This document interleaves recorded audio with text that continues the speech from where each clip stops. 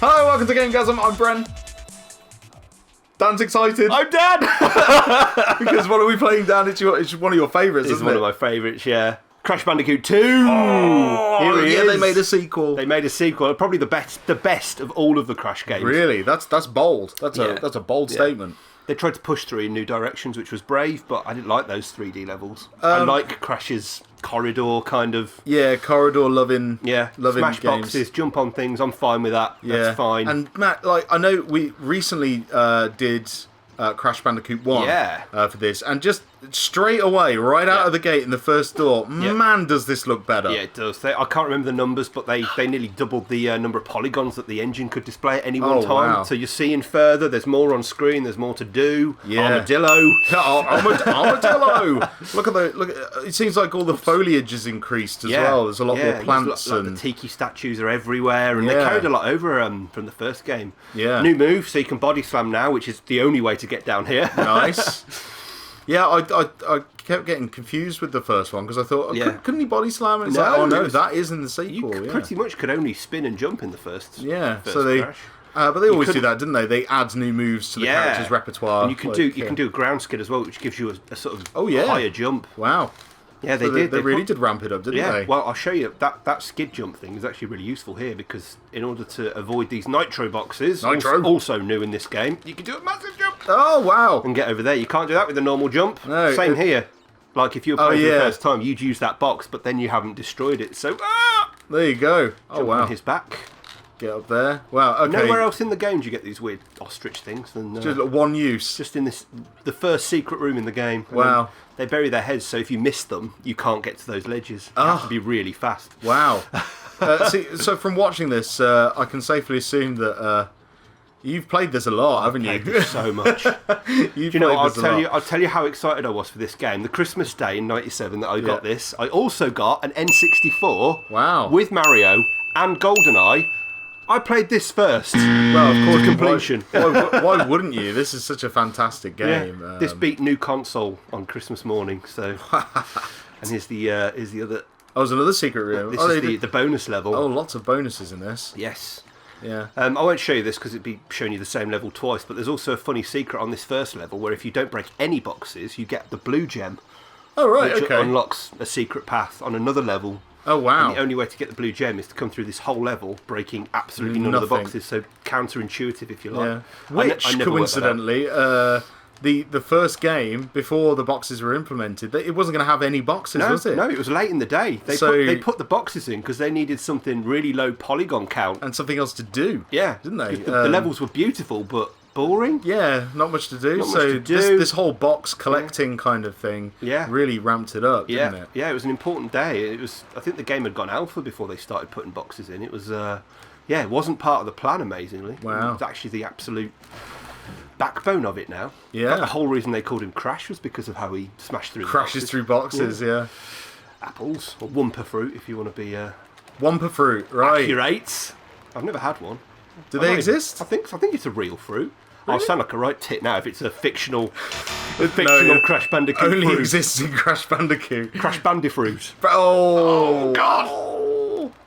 No, if Wumpa fruit does exist, then we should get some. Yes. And eat it because it's amazing. They kind of like if it is a fictional fruit, it does kind of look like a mango. Yeah. I guess how it's kind of like mango, appley kind of. Yeah, kind of green at the bottom. And those are 2D sprites as well, so they could put loads of them on screen at the same time. Wow. They're not 3D objects. That's really cool. That's really clever. So that will give us our first purple crystal, which you need to collect 25 of in this game, and our first clear gem for getting all the boxes. Nice. There's so much to do in this game. I'm just going to rattle through the levels. Yeah, go ahead. First walk is this a different level? This is like a riding level, isn't it? Oh no, that you walk through this one. Oh, okay. But it's the first snow level. Wow. Ever. Yeah, I was going to say that there's not any snow levels in the first Crash. No, because you're on in the first Crash. You're on the three. I think they're actually called Wumpa Islands. Oh right, okay. Which you play one at a time. Whereas in this game, you're using the warp rooms to get around. Right. Yeah. So there was more variety. So now you're in the winter. It put you somewhere else. Right. As opposed to being stuck in the islands in the summertime. Yeah. In the first game. So yeah, it was a lot less.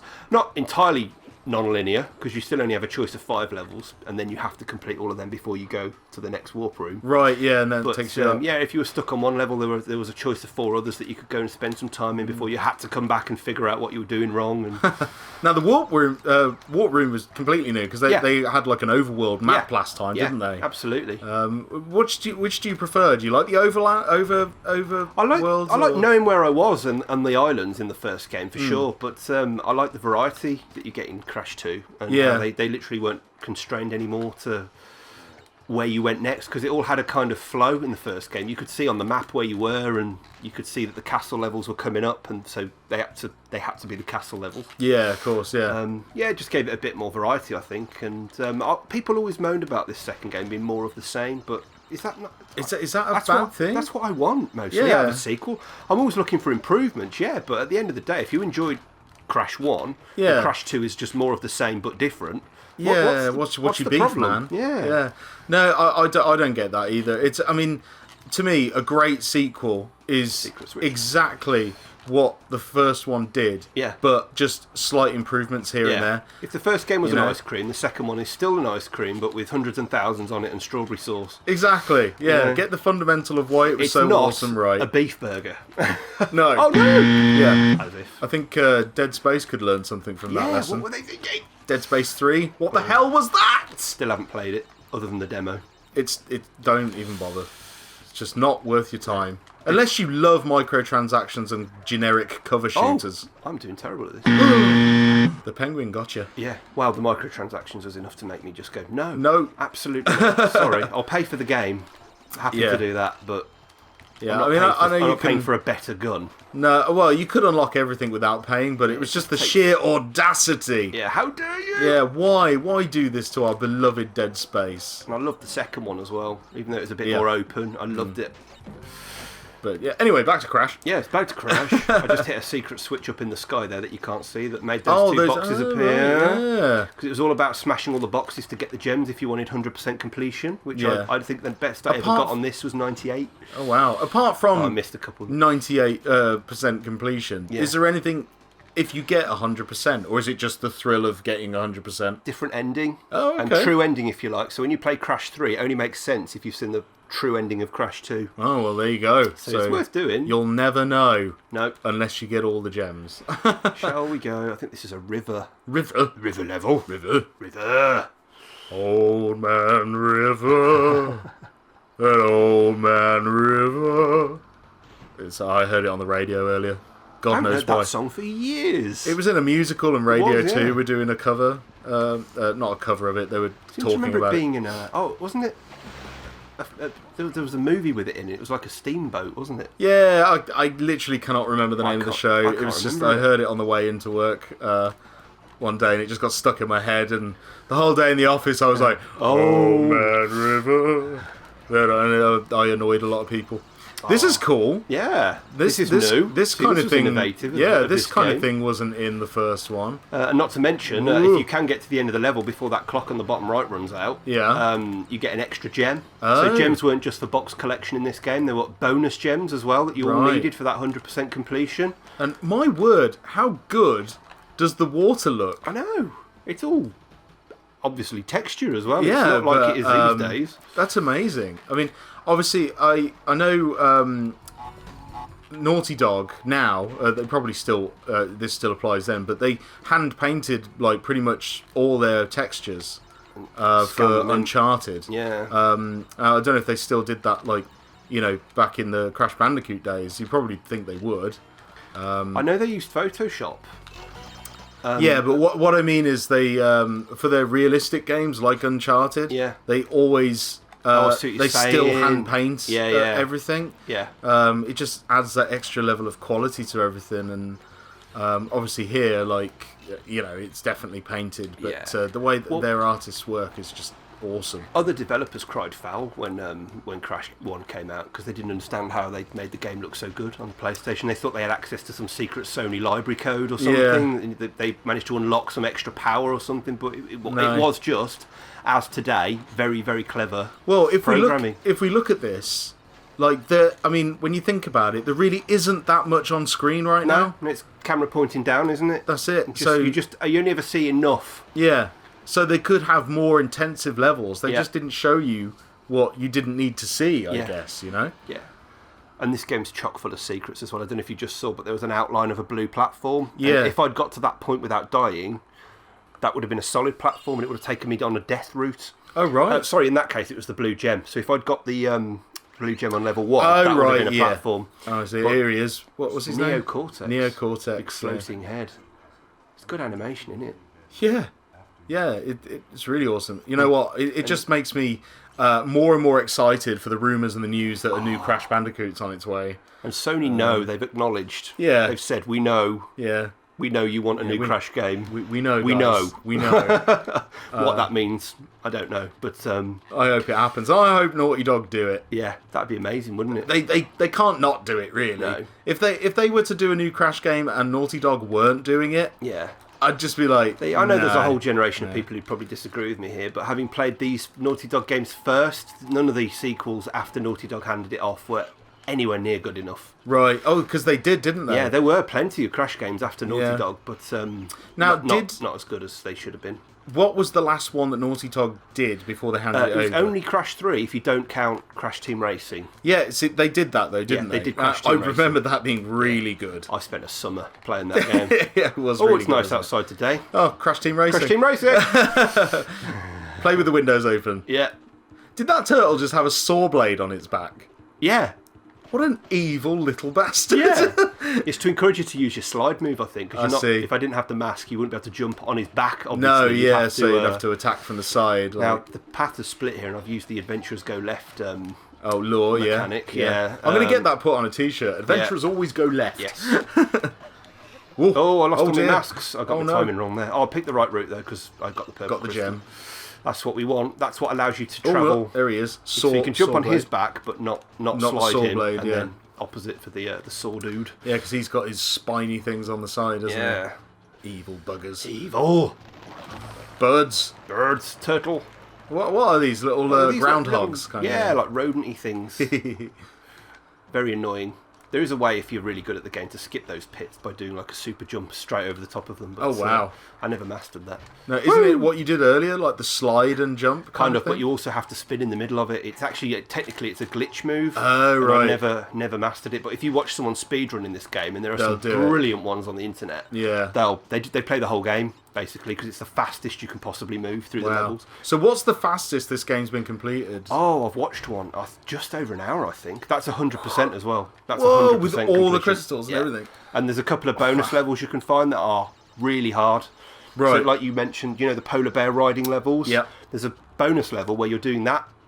And the levels where you're in the dark and you have to keep collecting the fireflies? Oh, yeah. Imagine that on the back of the polar bear. That's one of the secret levels. You literally can't see what's coming next. You have to memorize it in your head. Whoa! And I'm assuming these guys aced it. Yeah. Seriously, those speedrunners. I've got a feeling it's Mr. Bean with a load of numbers after it. Okay. If you Google it, YouTube it. Yeah, there's a really good speedrun, and he does quite an insightful commentary as well. Nice. Worth the watch. Yeah, I do love watching speedrunners. I think those guys are fantastic and awesome games done quick. Oh, I love that. What a fantastic show, and for a great cause as well. Yeah, it's normally for Doctors Without Borders. That's right. Yeah. That's the main one, and then some other ones as well. Yeah, I love the interaction, and it's just another reason why games and the gaming community is just so awesome. So. Yeah, they do twice a year, don't they? There's a summer one and a sort of just after Christmas one. Yeah, I always stay up way too late watching them because obviously they're broadcast from America most of them. I normally try and catch like the Banjo-Kazooie one, and I think it was at 3 a.m. Woo! But worth watching. Oh, here we go. Here we go. A boulder. Yeah. Oh, I love these levels. Yeah. Oh, thankfully they don't kill you, but they do slow you down. Right. So. I love the way he dives through the hole and clever, stuff. isn't it? Yeah, it's like proper Indiana Jones for a style. character that doesn't speak, he has a lot of character. He does, which is hard to do, but it's just look at his expression here. Yeah, it's just awesome how he's looking back and. Do you know the only reason these boulder levels exist in the first place is because during the development of the first game, they were worried that you'd spend too much time looking at his back and you wouldn't get to know the character. Yeah, so it's a great idea. It's why he runs at the screen on the title screen, and it's why they put the boulder levels in, but they actually turned out to be really good levels as well. So. But what a great psychological way of connecting a player to a character. Make him look at the face. Yeah. Genius. Yeah, simple as that. Yeah, obviously, because like back in this time period, like you probably wouldn't, unless you had the money and you're a big studio, you probably wouldn't do a lot of FMV. No, would you? There's virtually none in this. No, I think is there any? Only the intros and the outros, but even then they look in engine. They're not like that's what I mean. Videos. They're not like polished. No. You know, it's actually using the in-game characters, isn't it? So. That looked painful if it hit you on your head. Apparently that was really hard to program as well. A bouncing box? Yeah, I read the developer blog on how they made these games, and that metal box bounce with a crate in the middle thing was really hard to program. That, and sometimes you'll see a TNT between two other boxes. Oh yeah. Or rather two TNTs with a life in the middle. Yeah, and you've got to spin the life out without hitting the TNTs. They said it was worth it, but it took days to program that. Like, and problem solving, I should imagine. Yeah, to make it worth your while, because if you die every time, you just should have remembered that. It's okay. We just hit the checkpoint. Thankfully, it's fine. Short jump, go. Oh, mine. Mine's the mine. Mine the mine. Yeah. Oh no. Oh. It's tough, this. Deliberately placed so the jumps are really nasty. Yeah. So you will. Especially if you hit one of them, it's best to just stop and reassess your life. There you go. Is there any more of those? Some of these, yeah. Oh, not fences as well. Oh no. I thought I got that. You might see something interesting here, actually, because I don't think the first game did it, but from Crash 2 onwards, they recognised that some players might start getting frustrated, so there may be a checkpoint in a minute where there wasn't one before, because it's recognised that I'm rubbish at this level, but it doesn't want me to stop playing the game. You're literally playing like Nathan Drake. Yeah, it was an early part of, what do they call it now, adaptive difficulty. Yeah. I think you got this. Oh, there's an extra life there. Look. Yeah, you've got to be way ahead of the really ball. Quick to get that. There we go. There you go. Awesome. Yeah, and that is the first warp room on Crash Bandicoot 2. Incredible, and it just keeps getting better and better. Yeah, I would recommend playing it even after all these years. It's an awesome game. Go and buy the whole collection. Every one is worth it, and such a great character. And I am really looking forward to Naughty Dog announcing a new Crash. I know it's not confirmed yet, but come on, please.